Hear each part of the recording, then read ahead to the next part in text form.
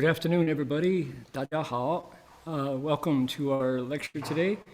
It is March 1st here in the Gold Coast of Queensland. My name is Heng, and it's the last day of February back in California. Good evening, depending on where you are, and good morning. So we're going to be exploring Master Empty Cloud's picture biography coming up next, and hope you're ready for some amazing stories today. Now, if you would like to listen to what I'm saying in Mandarin, 如果大家愿意听一种流利的普通话的翻译，那个你的控制板那个右下角有一个地球叫 interpretation， 你如果按到那里，你可以找到 Chinese， 就 quý vị thấy trên màn hình có hình quả địa cầu đó thì quý vị có thể 义工发心把我讲英语翻译普通话。So Chinese listeners can find the Chinese translation. Also, there's a Vietnamese translation happening at the same time. And if you'd like to listen to a Vietnamese lecture, go to the chat box here on our Zoom software, and there will be a link to the Vietnamese translation. All righty, very good. Now, I'm going to ring the bell 3 times and invite you all to join me in making 3 half bows, and we will request the Dharma. Here we go. Let's begin.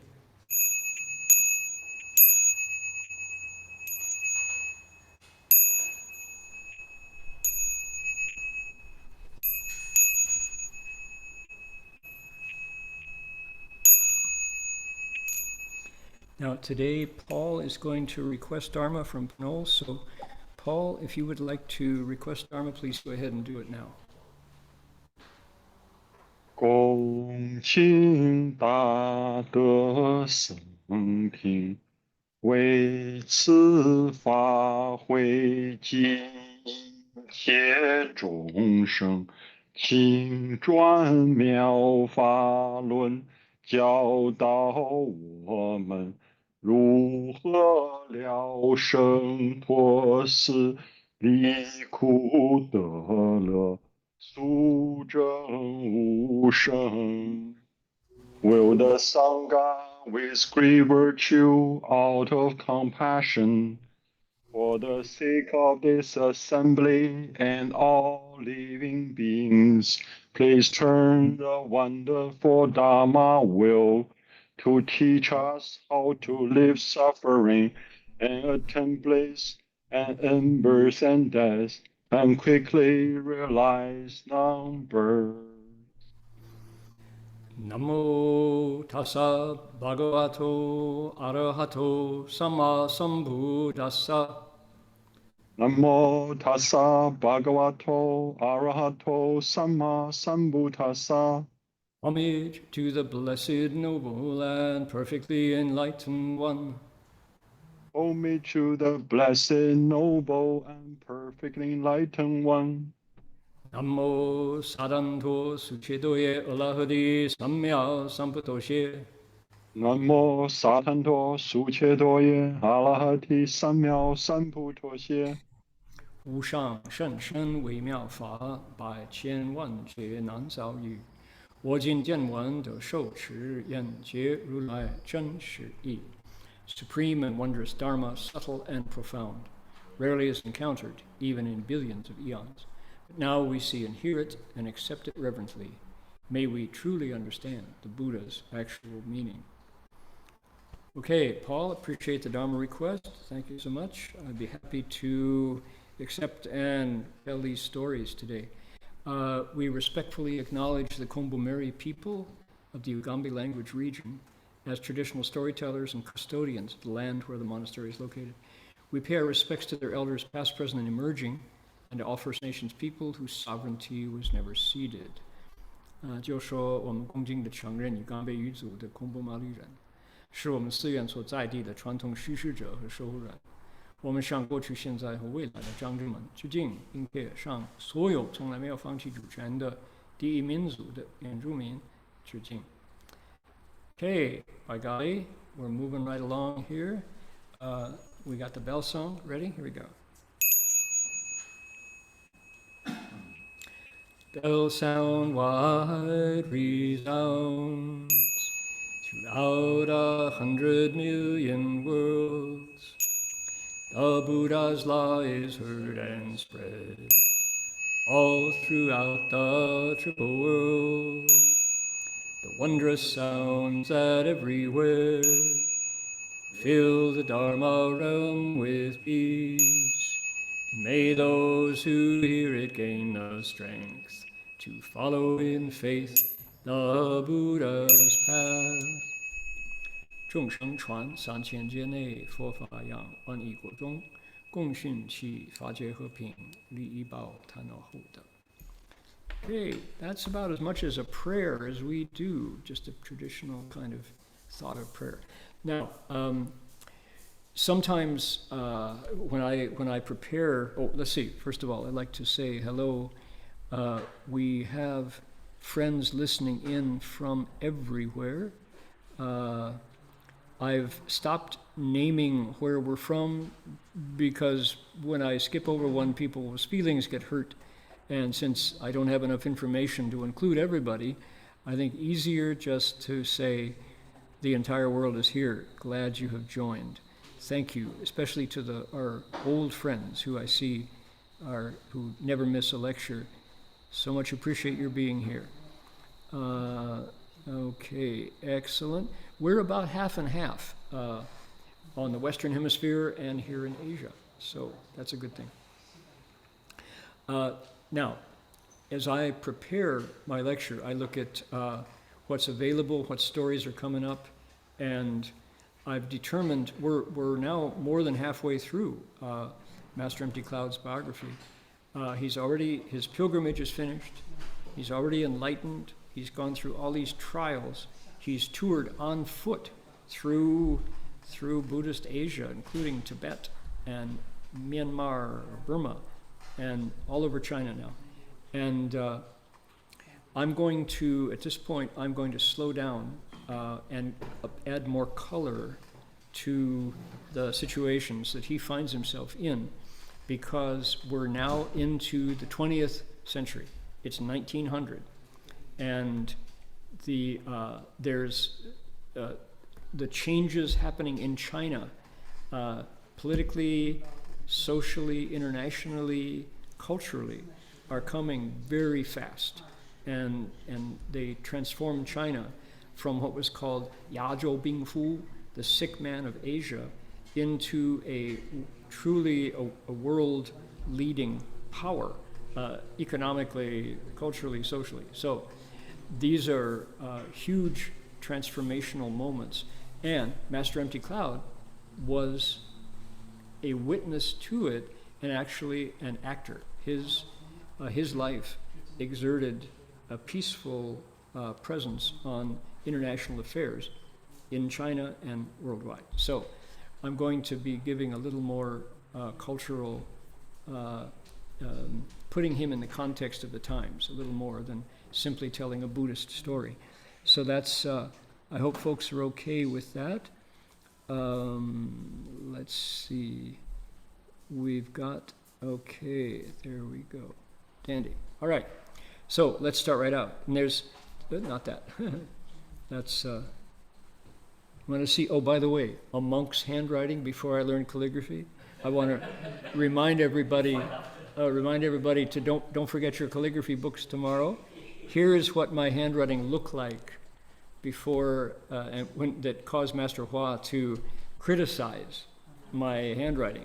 This was a 3 Steps 1 Bow journal entry from February of 1978, 1978年, right? So you can see 乱七八糟. This is really awful looking. This is February 23rd. How about that? 1978. So Shifu said, you have to improve your handwriting because people look at it and they lose all faith. They lose all their respect for you. Here's my Hanzi. This is my sketchy Chinese characters. Now, in my defense, I was sitting by the side of the road as traffic was zooming by my head. And it was probably in the rain because it's February. So that's my excuse. So, But you can see why Shifu would say, you need to learn better handwriting. So I did. All right, now here we are. This is our first encounter today. Take a look, it's 1900. He's 61 years old. This is the 26th year of the Qing dynasty, the last 11 years. The Chinese dynasty system, which had been in place for 5,000 years, has 11 more years before it collapses and becomes the Mingguo time, the Republic of China. Okay. 宿棺盖欲起不惧 spending the night on a coffin cover, meeting a beggar, not being frightened. Okay, sounds like fun. Here we go. 西行途中夜宿破庙，只一棺，盖仰之无人，宿盖上。半夜，关中大动数次，有声曰：“我要出来。”问：“你是人是鬼？”曰：“是人。”问：“是什么人？”曰：“是讨饭的。”公笑起，令出，状丑如鬼。小姐复睡，天数，公醒。Okay, funny story. The master walked to the west, and at nightfall he came upon a dilapidated temple in which there was nothing but a coffin with an inverted cover. The lid of the coffin was upside down. Assuming there was nobody inside, the master slept on top. At midnight, something made the coffin shake back and forth. "Let me out," said a voice. The master replied, "Are you a man or a ghost?" "I'm a man," came the answer. "Who are you?" asked the master. "I'm a beggar," came the reply. So Master Empty Cloud laughed and got up, and he let a man out of the coffin who was as ugly as a ghost. The beggar went out to urinate and came back to sleep, and at dawn the master took his leave. Okay, so there's an encounter, and why mention this? I'll give you my understanding of why. So here's a broken down temple. Here's the guy climbing out of the beggar climbing out of the coffin, and Master Empty Cloud kind of waiting for dawn. Dawn has come. So. 性定魔福朝朝乐，妄念不起处处安，正大光明无所谓，待人如己有何分? Excellent poem. Let's take a look at the structure of the poem so people can appreciate Shifu's skill here. So, nature, focused, fixed, demon, subdued, every day, happy. Okay, got the structure? Because why? We have a matching couplet. Wang nian, false thinking, bu qi, don't arise, chu chu an, everywhere peaceful. So, happy, peaceful. Chao chao chao, every day, chu chu, every place. Mo fu, demon subdued. Bu qi, not arising. Xing ding, nature fixed. Wang nian, false thinking. Right. So it's not a perfect match of a couplet, but it's an excellent balance, a parallel structure. Then, right, huge, bright, light, not at all afraid. Treating people like yourself, where is any difference? Right? So beautiful, beautiful, balanced sentiment, showing compassion. This is the Mahayana. With the nature and samadhi, the demons are quelled. Every day is joyful. With false thoughts no longer rising, everywhere is peaceful. The Master's brilliant light shone forth to banish fear. Treat others as yourself. There is no difference. Or is there no difference? We should be with a question mark. Is there any difference? So that's expression of great compassion. Now, why would Shifu pick this particular story to make it an episode? because it's important to appreciate how Chinese culture deals with ghosts. And everybody goes, ha ha ha ha, nervously, ha ha ha ha. So why? It's because it's really, really true. The 15th day of the 7th lunar month is the day of the ending of the Buddha's summer retreat. And we call that Ulambana, Ulampan. And the true story about Ulambana is that Madhyayana saw his mother was suffering and asked the Buddha for a way to save her. And the Buddha said, get the Sangha together, get people to make offerings to them. They will recite mantras and Buddha's names and sutras and cross over all your relatives. 9 generations will get crossed over. So that was the beginning of called Fo Huan Shi the day of the Buddha's rejoicing is when the Sangha's crossing over ghosts out of the hells. Madhyayana's mother was saved. Okay, Chinese culture took that amazing Buddhist story and turned it into Gui Jie, right? It's the day of the ghosts, the holiday of the ghosts. The Japanese took it and made Obon Matsuri out of it, where you dance a dance and you put a cloth around your head, and it became completely divorced from the Buddhist story, which is filial respect, repaying kindness, crossing over your ancestors. So there's an example of how the Chinese treat ghosts. This idea of ghosts is so deeply embedded in Chinese culture. Take a look.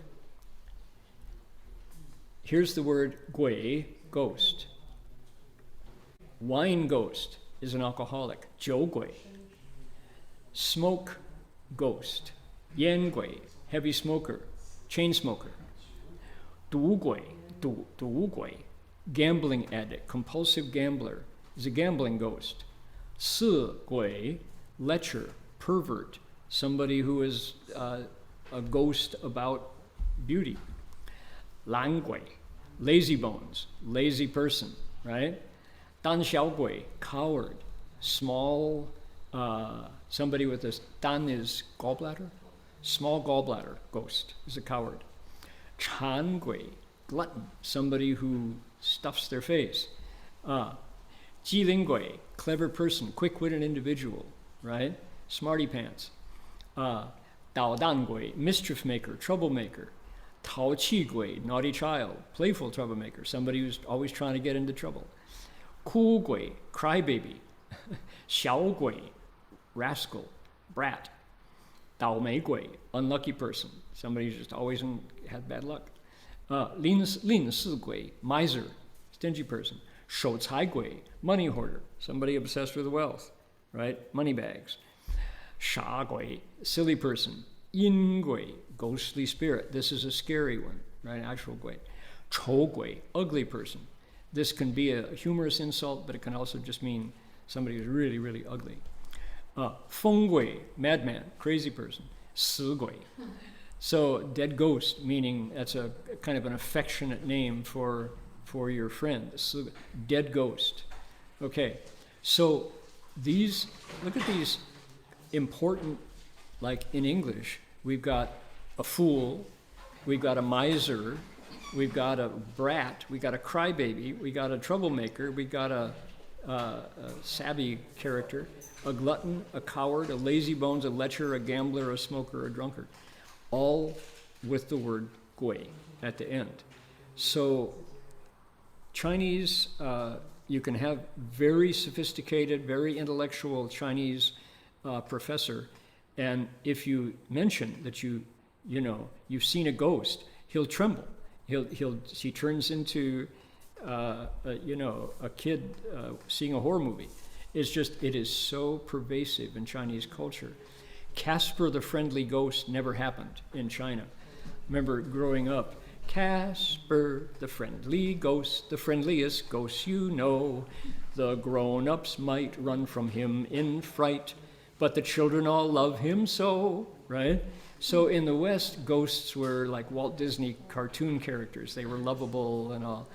And if you had a haunted house in your neighborhood, it was more cool than it was scary. Not in China, not in Vietnam.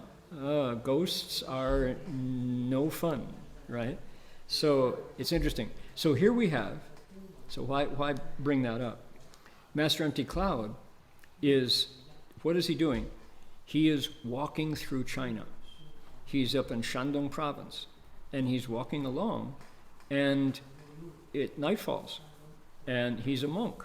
He doesn't carry money. He doesn't have, contacts. What do? He sees a broken down temple. Oh, I'll go sleep in the broken down temple. And already, I know a lot of people who would go, "Ayo, pa." He doesn't. He's not afraid. Oh, what does he find? In the broken down temple, there's a beat up coffin. Oh, doubly scary. Like, gunbun, bukan. You don't want to go close to a coffin in a temple. And he says, okay, well, I'll sleep on top of the coffin. Why not? Tomorrow morning I'll get up and continue my travels. Well, he lies down on this upturned, inverted coffin lid, and from underneath the coffin, it starts to move. And somebody goes, oh, what are you doing? Let me out. So right at that point, most of the Chinese I know who are part of Chinese culture would, that's it. They're done. They're out of there. They're running away. Because clearly it's going to be what else comes out of a coffin at night, in the dark? A vampire. We would go, ooh, vampire. So Master Empty Cloud doesn't. He has a dialogue with it. He starts a conversation. Oh, what are you? I'm not a ghost. Get off of my bed. You're keeping me in my bed, and I have to go pee. Probably some old guy has kidney trouble. So Master Empty Cloud discovers he's a beggar. Okay, sure, sorry, I apologize for obstructing your need to go relieve yourself at night. So this is, I think Master Hua brings this up to show how a Buddhist monk with real compassion sees ghosts as living beings on their way to Buddhahood as well. 鬼道, 鬼法界, 恶鬼法界. The Dharma realm of hungry ghosts is very real for somebody who understands the Buddha Dharma.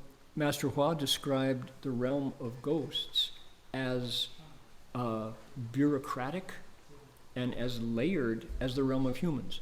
If you go downtown to the CBD here in Australia, central business district of any town, you're going to run into tourists, you're going to run into secretaries on the lunch break, you're going to run into CEOs and bus drivers and school kids, right? All these different realms of humanity.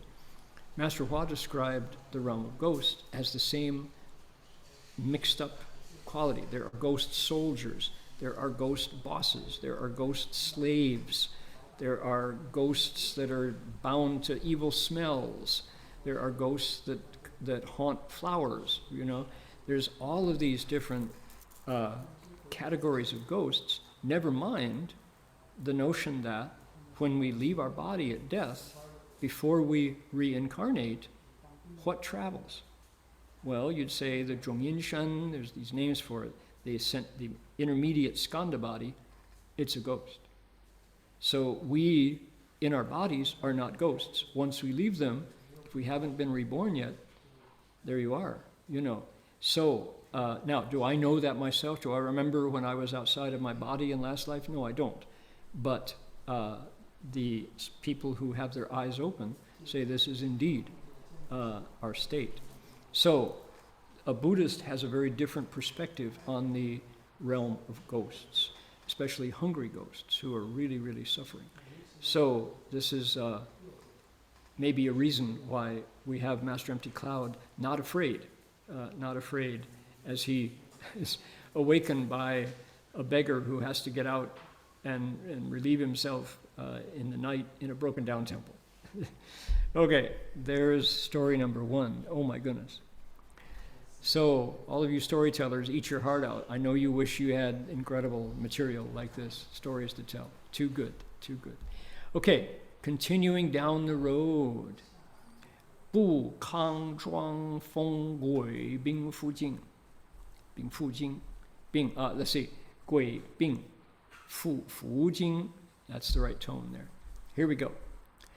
私时义和团作乱，山东各县。一日正行路中，与一洋兵以枪相向，问公怕死否？公曰：倘于盖死如手，任便。洋鬼兵见公，身号不动，不进不步，曰：好的，你去。公遂赶赴五台，心相避，以乱故回平。北京就 Chaos prevailed in the counties of Shandong province at this time due to the Boxer rebellion. One day, the master encountered a foreign soldier while walking along the road. The soldier pointed his gun at him and asked the master, "Are you afraid of death?" The master replied, "If I'm supposed to die by your hand, then go ahead." When the foreign soldier saw the master was not flustered, he would not be intimidated or scared, he said, "Okay, you can go." The master then proceeded on to Wutai Mountain. After offering incense, he returned to Beijing due to the disturbance in Shandong. Wow, another encounter, right? So here he is. Interestingly, the soldier looks like an American soldier, and I'll tell you why that's an important point. Here's our pilgrim walking on with his patched robe. Here's a guard tower with two soldiers in there, and he's at the seacoast. 猝然临时不恐惊，只缘因果一分清。杀人偿命毫不错，欠债还钱律不容。Abruptly accosted by the mercenary, the master was unafraid. Being clear that cause and effect is already decided. After killing someone, you repay with your own life, no mistake. You may not fail to repay long-standing debts. Okay, well, one thing that comes to mind is people will recall in the Sixth Patriarch Sutra, Flying Cat Zhang Fei Mao. Remember the story? He was hired to assassinate the sixth patriarch, and he swung his sword, and the sixth patriarch didn't die. It didn't hurt him. And of course, the assassin, he's a hitman. He's like terrified because this has never happened before. And the sixth patriarch says, "I only owe you money. I don't owe you my life. So don't be afraid, and if you come back and look for me later after you escape, I'll teach you the Dharma." So because the sixth patriarch is able to see qian yin hou guo, prior causes and past effects, he knows that this is not his time to die. So he can stick out his neck at the assassin and say, "Go ahead, try your best," you know. So Master Empty Cloud must be in the same situation here. So it's a fairly simple encounter. The soldier meets the monk and says, "I'm going to kill you." The monk says, "Go ahead." The soldier goes, "Whoa, you're not afraid." And the master explains principle, and he lets him go. Then notice he goes to Wutai from Beijing, which is they're both way up north. They're not so distant. But at Wutaishan, the news comes that China is in turmoil. And so he says, this is not a good place to be. He offers incense and then comes back to Beijing, where things are going to be a little more secure, a little more stable. All right. Notice one thing to point out is, look at this. On the title, 鬼兵, ghost soldier.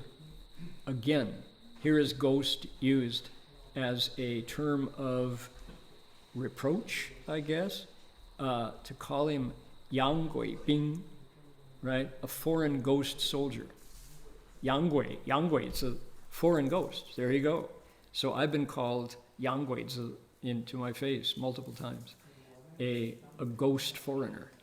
So here's another chance for the Chinese to colloquially incorporate the word ghost into a term that they want to show disdain or abuse to that individual. All right. When we say a mercenary soldier accosted Master Empty Cloud, I wonder what they look like. What do you suppose those soldiers look like? Maybe they look like this.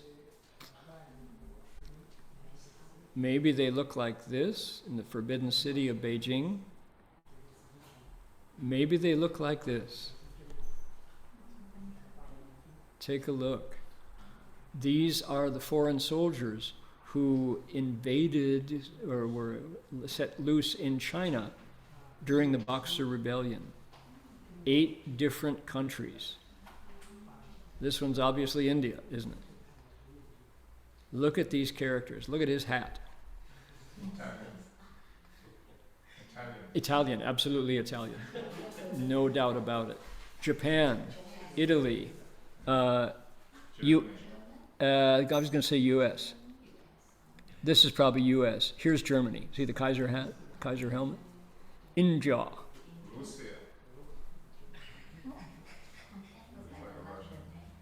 Here's England. Yeah, Russian. Okay, so you can very easily imagine Master Empty Cloud running into these characters, right? And here they are, Indian troops on parade rest. Here are German and Indian troops with their bayonet, his pith helmet, right? There they are, holding their rifles with their puttees and their riding boots. Check out look at this character. Run into him on the road. Okay, these are German troops with captured Boxer flags. What in the world is going on? Why are all these troops? These are French colonial infantry marching through the French concession in Tianjin. So you're a citizen of Tianjin, you hear the drums, you hear the flutes and the horns, right? Playing a French military song. These are Italian troops. All these photos come from China. These are who?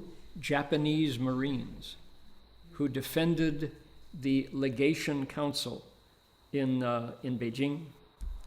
So what's the story? What in the world? These are, okay, check out the Russians. Just look at the beards.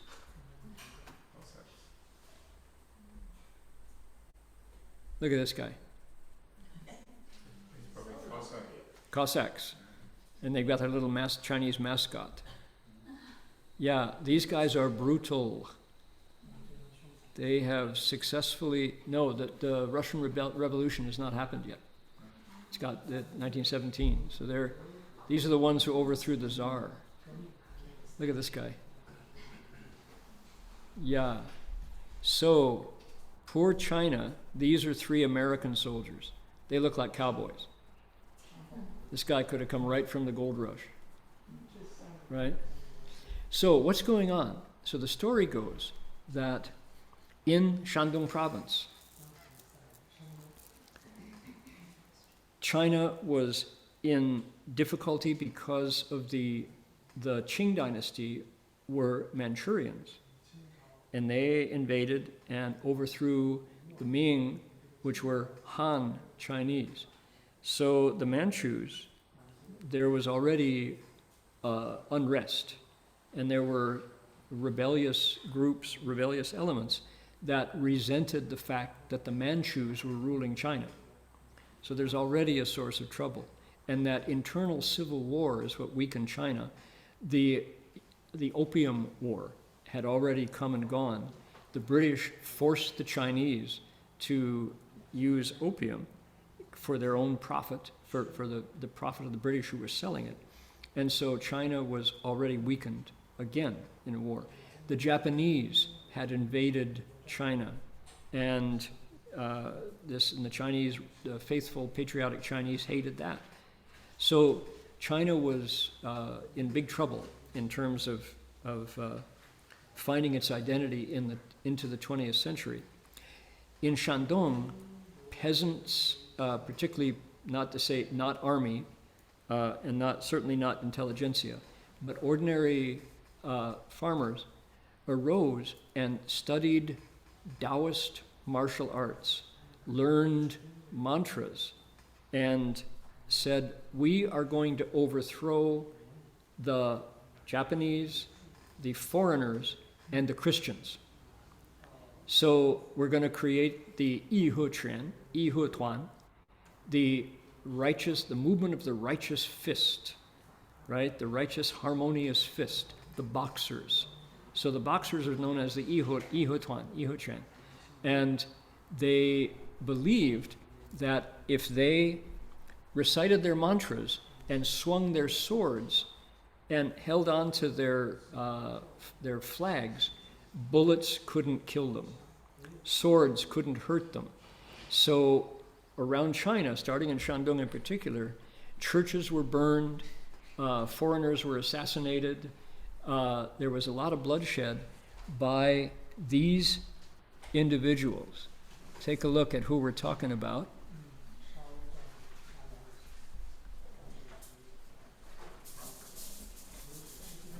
Here they are.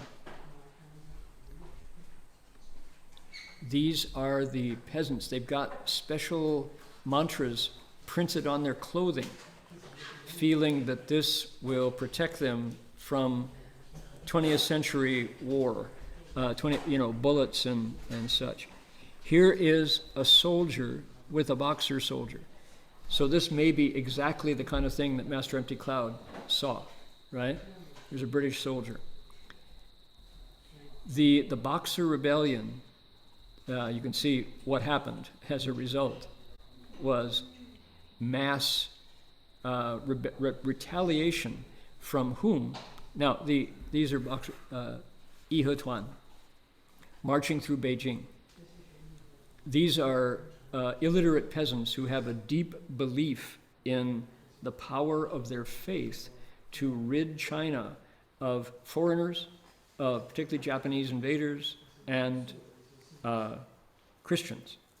So they saw themselves as the saviors of the Qing dynasty. They were trying to put China back in charge of its own fate because the British had destabilized it with the Opium War and foreigners and the Japanese and the Christians. So from the point of view of the Boxers, they were pretty righteous. And they believed that their Taiji, here they are, these are captured Boxer soldiers who you can see, many of them are teenagers.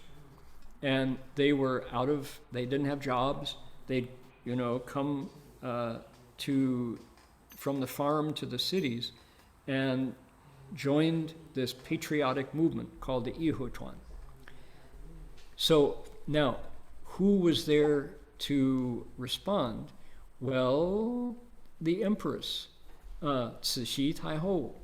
The Empress Cixi, she was in charge, she was the Empress. And she, on one hand, had advisors telling her that trade, here she is, Cixi Taihou, take a look at her. Check out her fingernails, right? Check out her dress. This is an empress's robe. Here she is, Sagittarian, pretty savvy. She was truly a woman to be reckoned with. She was fierce. And if she had, of course, China is always difficult to rule, but she tried her best, right? Sitting on the imperial throne. And if things, here's, notice her feet, she had bound feet, right? If things had gone slightly differently, she might have been able to lead China into the 20th century. But, and this is only the second woman to really consolidate all the power. The first was in the Tang Dynasty. So here she is, and she, face to face with the Boxers, was of two minds. She saw their patriotism and the fact that they wanted to support China, but she knew, by the way, check this out. Here is Cixi. She is holding hands with the wife of the American ambassador, right? So she was wise enough to negotiate with the foreigners because they'd been through the Opium War. And so she moved. This is the day of the birth of photography. Photography was brand new. And this is the days of hold it, don't move, poof, you know. And then you put the plate back in the camera. So here is the Empress dealing with foreigners in a way that gives them some respect, and she's looking out for China. Look at this young girl here, dressed in fancy silk dress. So these are historic moments. There's her feet. And it's tragic because at one point it said here, 大清国当今生母皇太后万岁万岁万万岁. 10,000 years for the sage mother of the empress of the great Qing nation. That's the banner behind her. And yet here she is welcoming and showing affection for the wife of the American ambassador. Patriotic Chinese saw this photo and hated it, hated this photo because she was collaborating with the invaders, with the colonizers, okay? So she tried hard to please both sides, and she wound up pleasing nobody, right? Here she is in front of the Forbidden City. This is the wife of the current emperor, her son. So that's her daughter-in-law. So look at the clothes and the white face pancake makeup. Here is a eunuch looking on. Check out their embroidery. She is clearly the boss here. But these are palace women, wives of the aristocrats, and her gossip circle, right? Giving her their reactions to everything that was going on in China. So she, at one point, was supporting the Boxers, but at another part, she said the Boxers are going to destroy things. So she called for the 8-road army, 八路军队, 八路国军, right? The 8-fold army came in. She opened the door to them, and that let the soldiers in that you saw to put down the Boxers.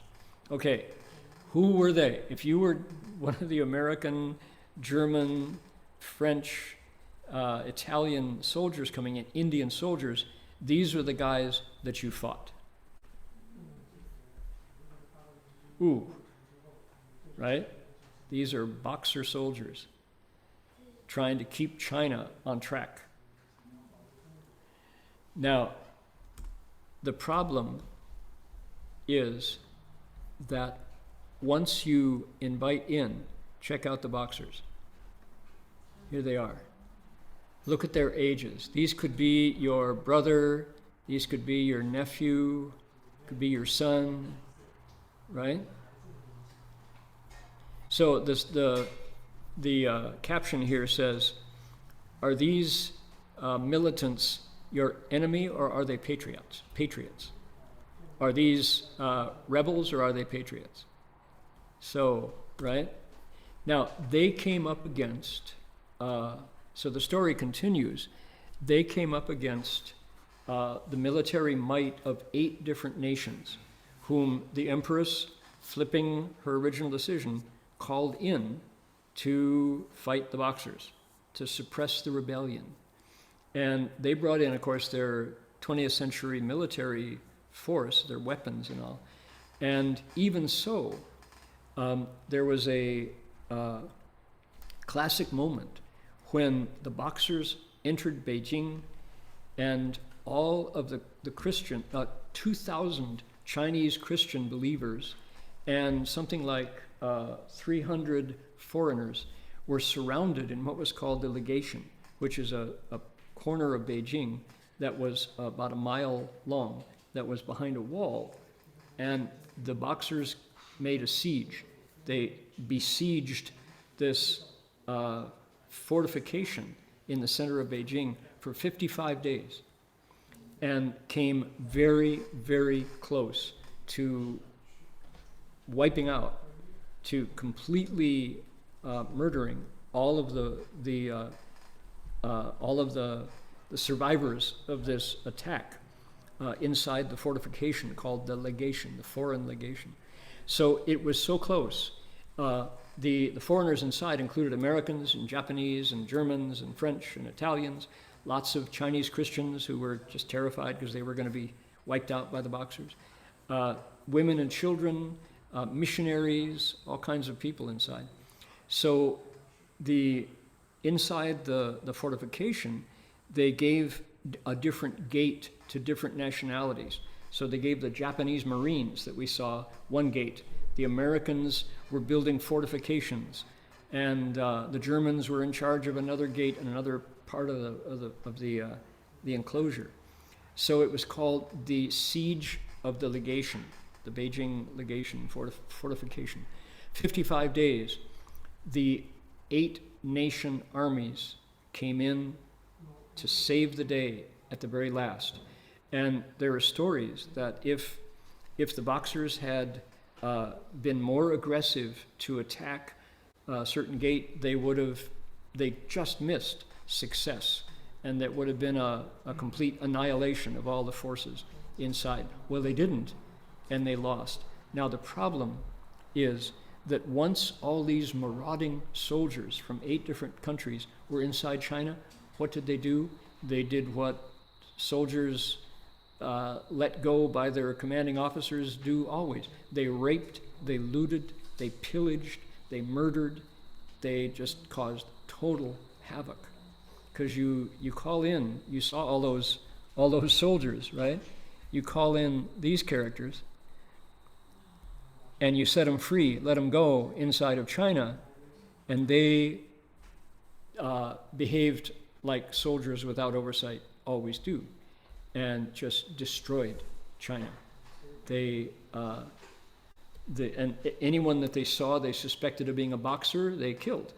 So thousands and thousands of innocent Chinese were put to the sword and to the gun by for example, here's an example of a Boxer being executed while the Italian, German, and Japanese soldiers look on, right? So this was the story in China of the Boxer Rebellion. And Master Empty Cloud was witness to it firsthand, because one of these soldiers met him on the road and looked at him and said, "Who are you?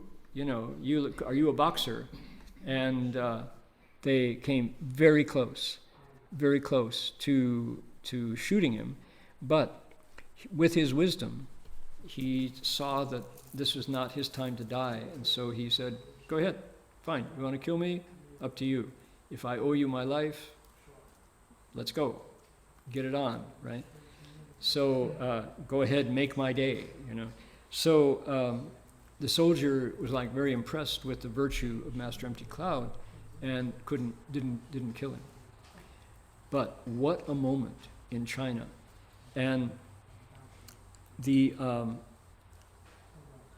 have all of these soldiers from 8 nations just marauding over your country led to a shock, a trauma for Chinese consciousness. And that was only, 120 years ago, 125 years ago that this happened to China.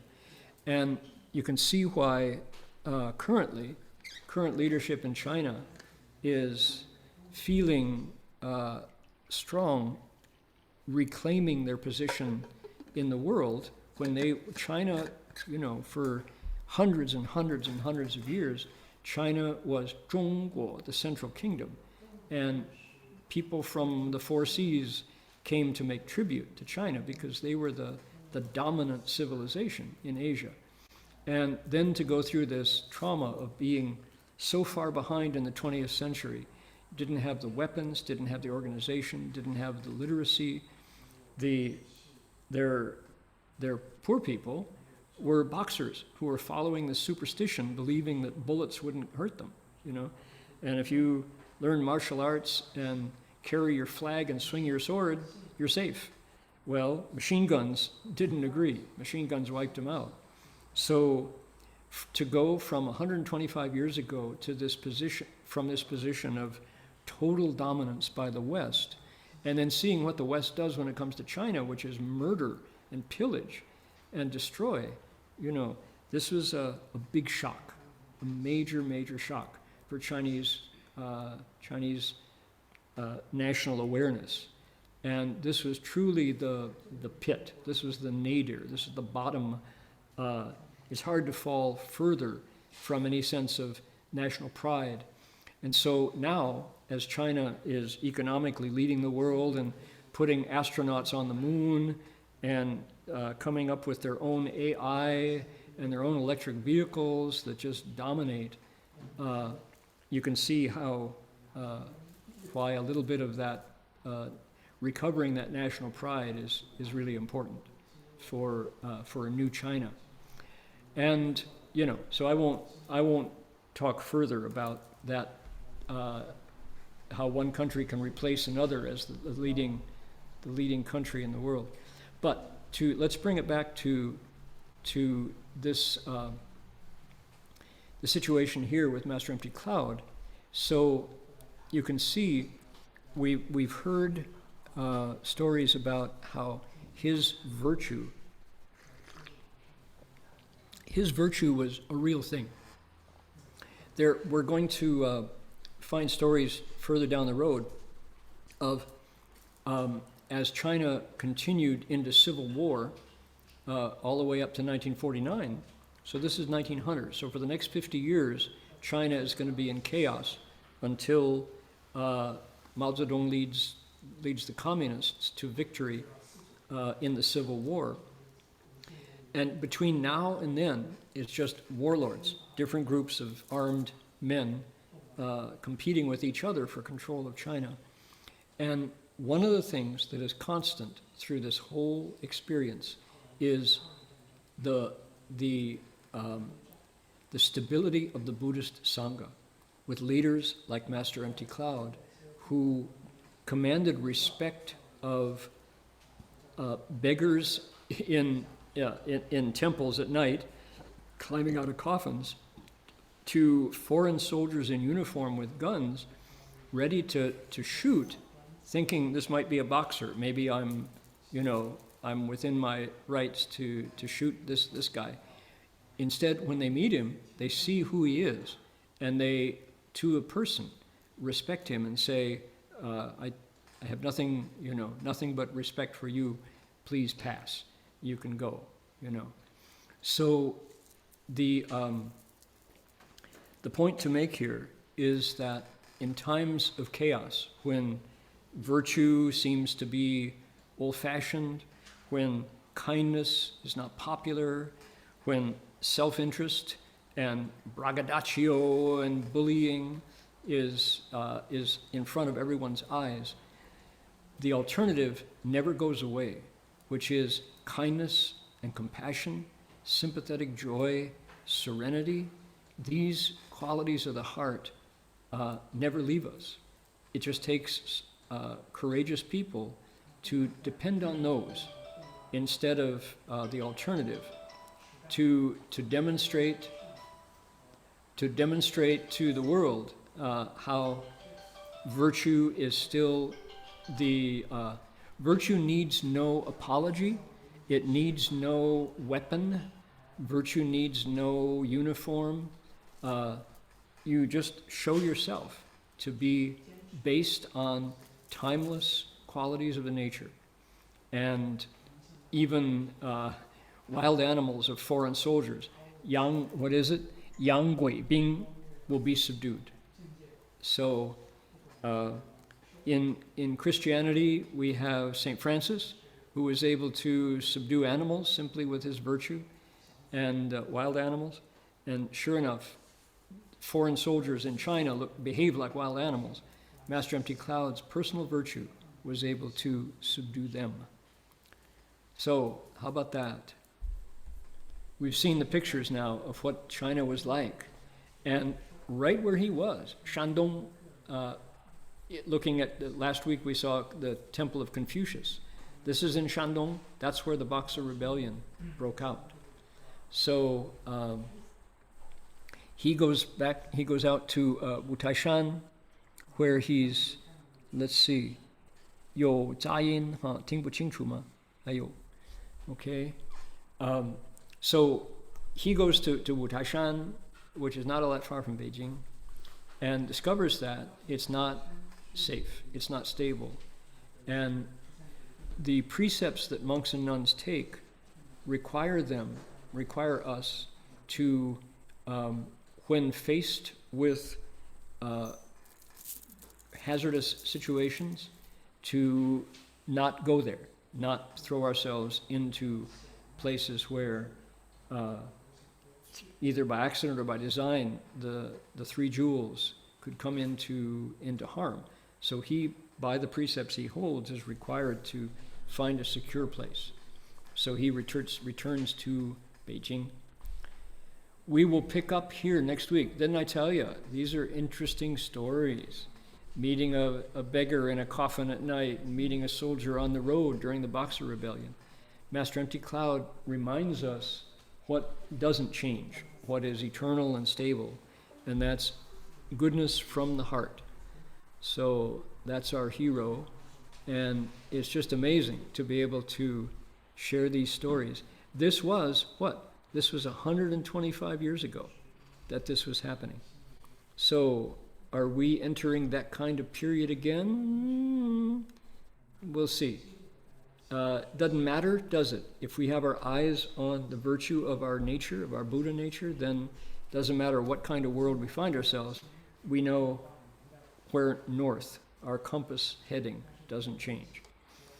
All right, so with that in mind, why don't we dedicate merit? I'll be happy to see you next week to share more of these stories. And tomorrow at 1:30 Australia time, at 11:30 Taiwan, China time, at 7:30 p.m. in California, we're going to be telling the story of Master Sudana of Shancai Tongzi, who is meeting with the Lord Mega, who is going to turn over his secrets in cultivation. The Wheel of Syllables is going to be given to Sudana tomorrow. See you then.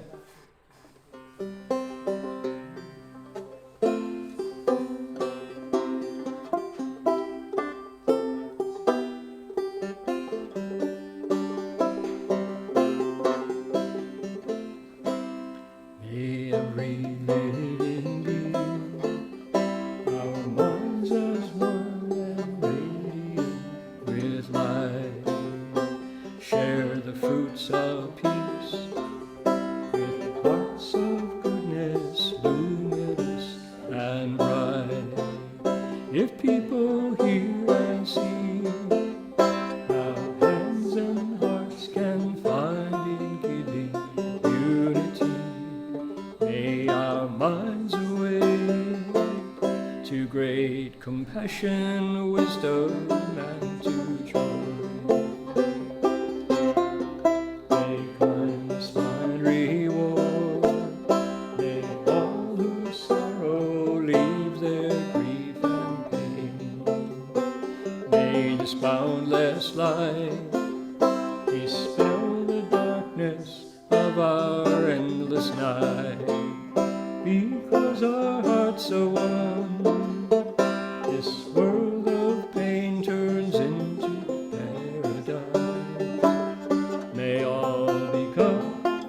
compassionate and wise. May all become compassionate and wise. May all become compassionate and wise. And we've got a new Buddha image to bow to, which actually has Shifu's picture in it. Here we go. Okay, 3 bows to the Buddha.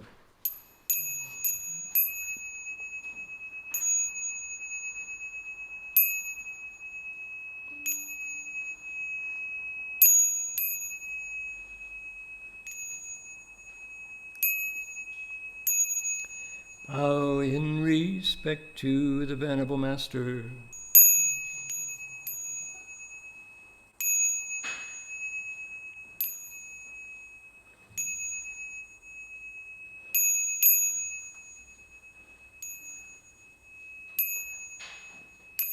Alrighty, that's going to do it for us for today. See you next week. See you tomorrow. Amitofo.